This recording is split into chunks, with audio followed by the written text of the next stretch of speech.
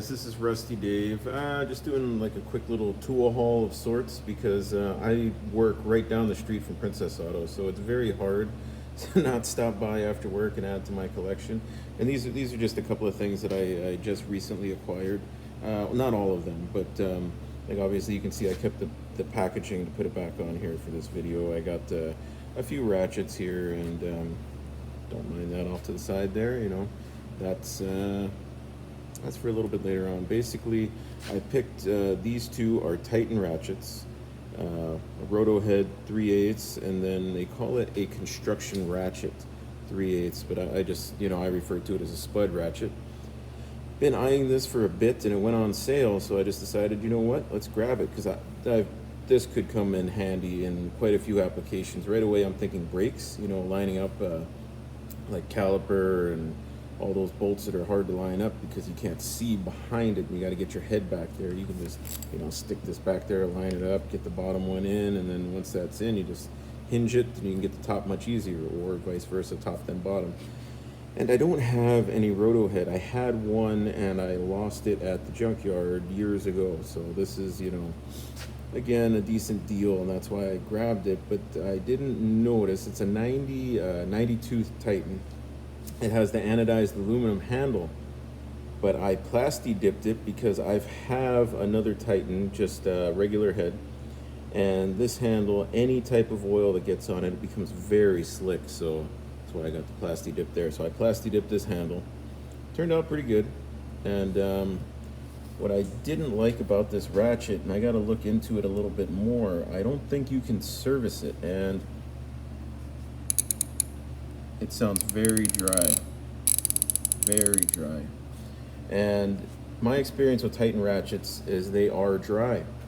This one sounded very dry, so I had to open her up, and now it sounds pretty smooth. And I greased it.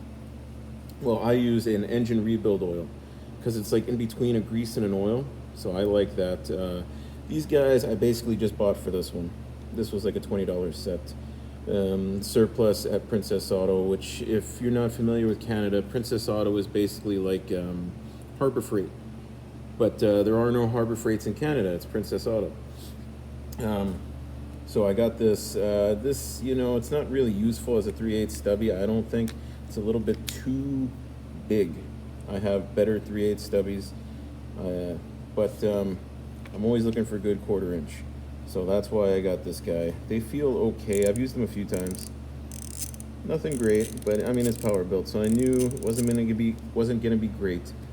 They claim lifetime warranty, but I don't know how you would even warranty that because, like I said, it's just sold at Princess Auto. It was on surplus, so it's not their regular stuff. These are made in Taiwan, I think. Yeah, these guys are too. I know the Titans are.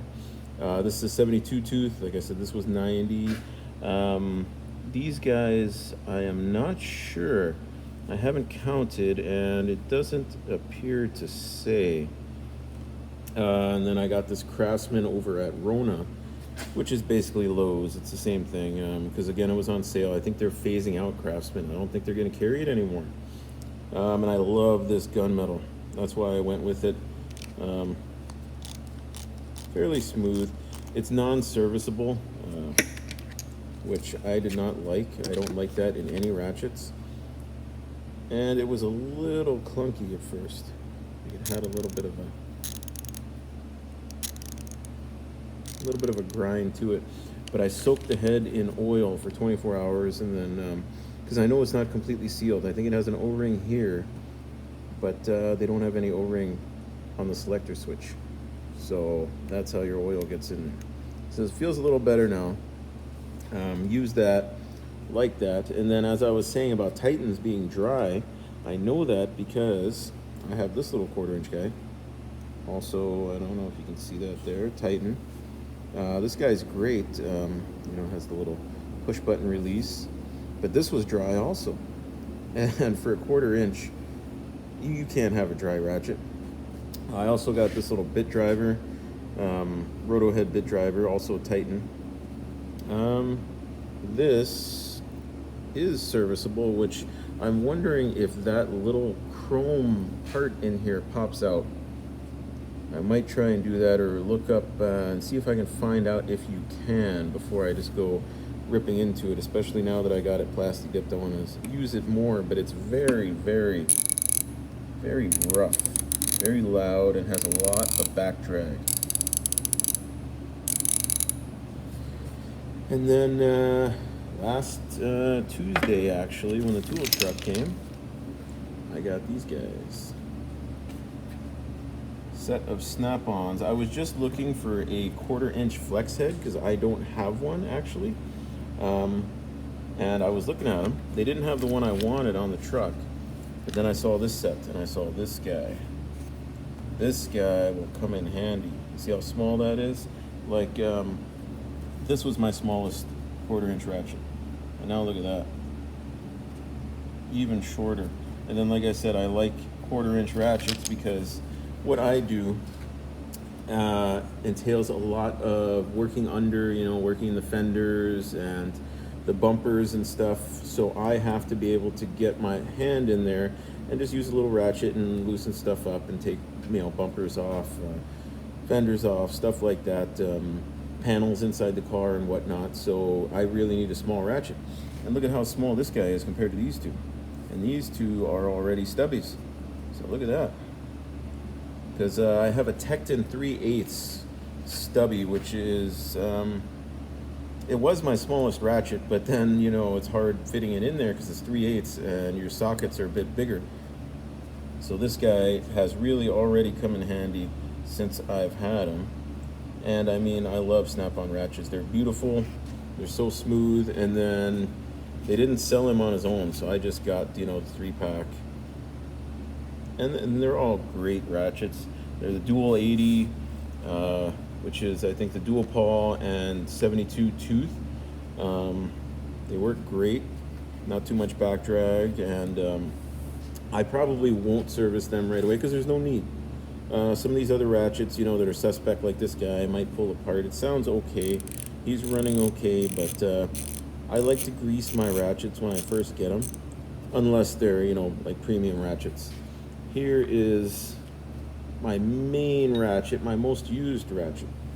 And let me tell you why. It's an 84 tooth gear wrench flex head, locking flex head ratchet. But it's not 84 teeth. This is 90 tooth. It has a Matco, no, it's 88 tooth. It has a Matco 88 rebuild kit in it.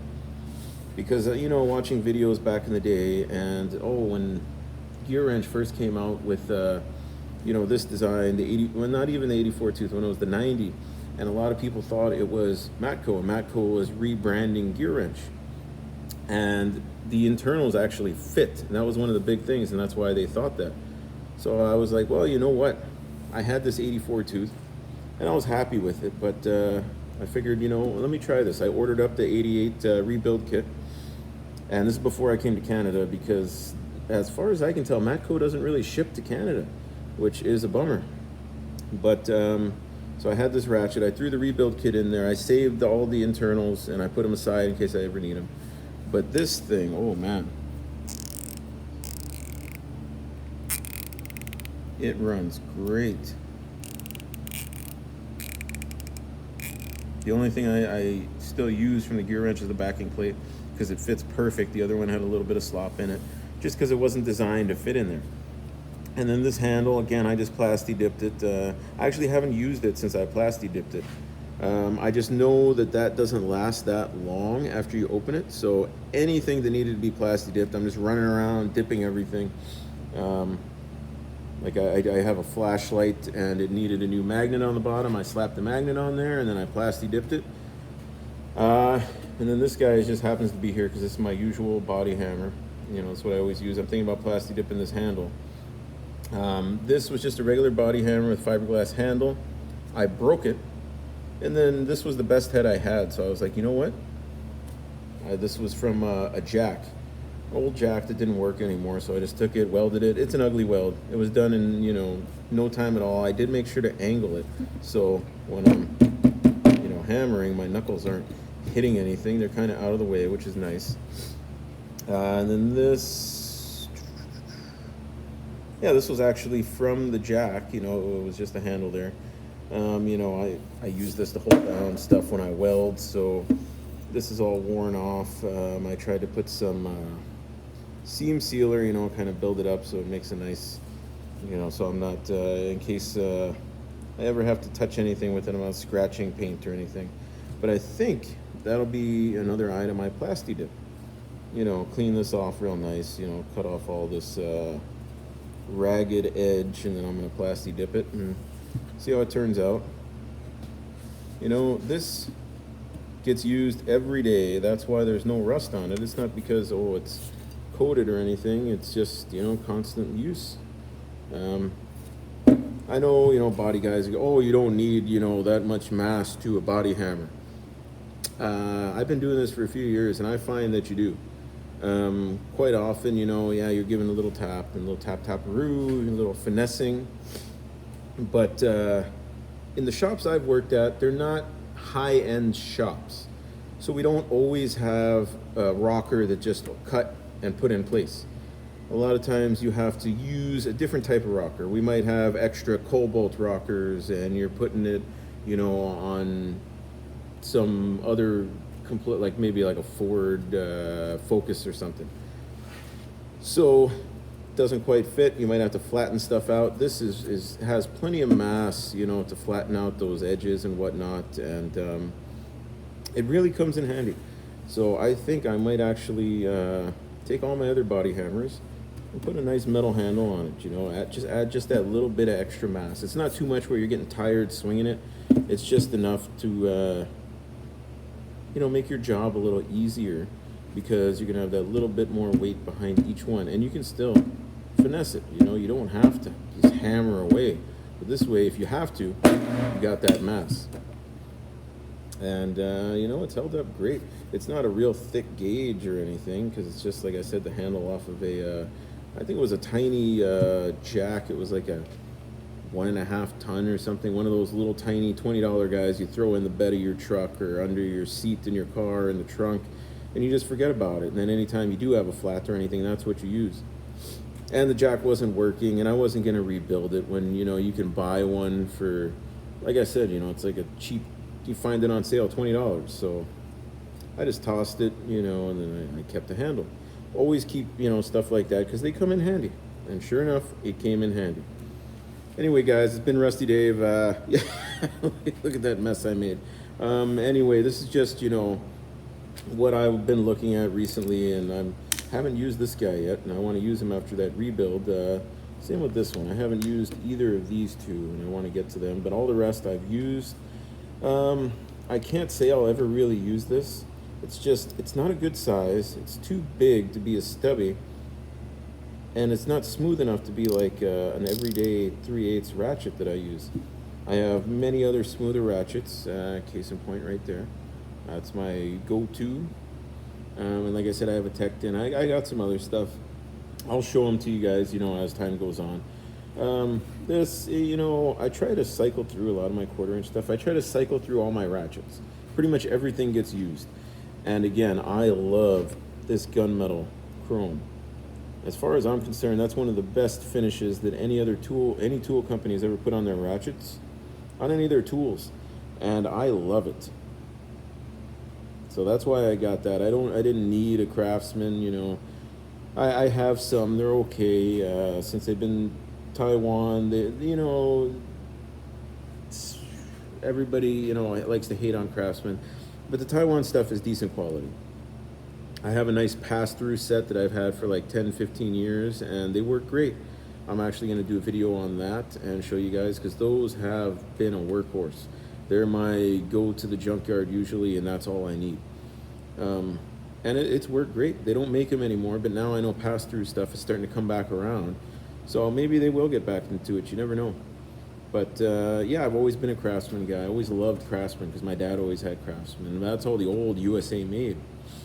So I never really got into, you know, when they started getting Chinese and Taiwan. But I know Taiwan is good quality for the most part. There's exceptions. Like, I mean, this is Taiwan. It's not the greatest quality, but it's not bad. I mean, pretty good chrome. The knurling's nice. It feels okay, but I have to pull them apart and grease that up. It's a little a little rough. And yeah, so this is just, my recent tool haul.